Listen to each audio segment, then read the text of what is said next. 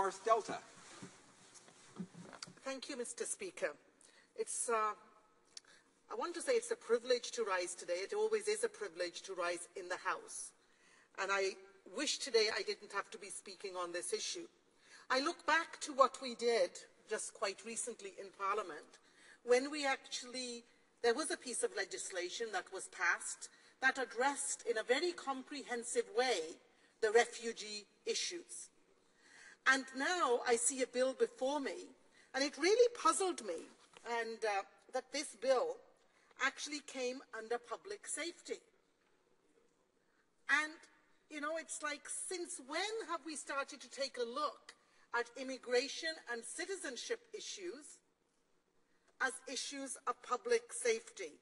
And instead, when you look at the content of this legislation, it really refers most of the time to the Immigration and Refugee Protection Act.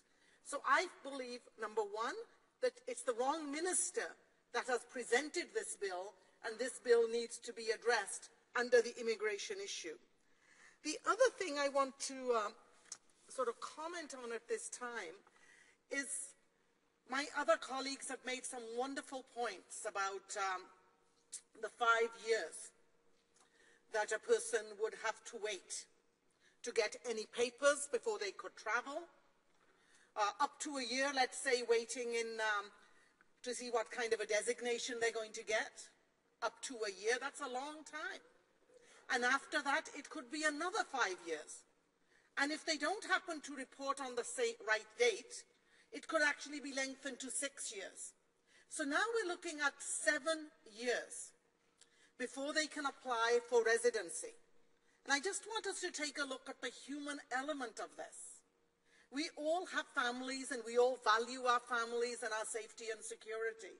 But I want us to look at what we're proposing for families that are going to be moving here under refugee status from very, very difficult circumstances. What we're saying to them is not only 1, 5, 6, but possibly 7 years before you can apply for permanent residence.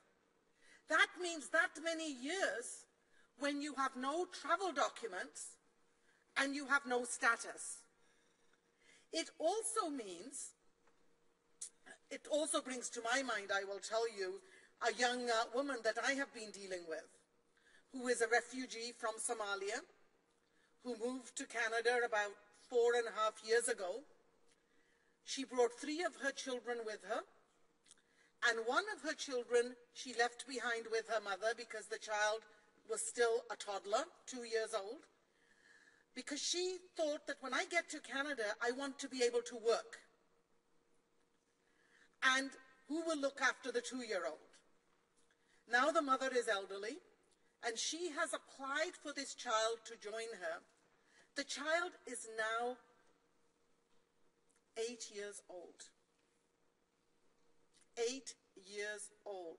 She left that child behind at the age of 2. And under the new proposal, when you cannot even apply for 5, 6, or 7 years, depending on your luck or the arbitrary decision of somebody, what it means then is then you apply after that many years, then you could be awaiting another 3, 4, 5, 6, 7, 8 years. And that same 2-year-old, in that case, could be 14, 15 years old. Surely when the United Nations came up with the convention surrounding people seeking asylum under the refugee status, they did not have it in their mind that families would be separated for that length of time. And I want you to imagine the impact on that mother who lives in my community, even under our current rules, who comes to my office 2 or 3 times a week looking for some magic that will speed things up.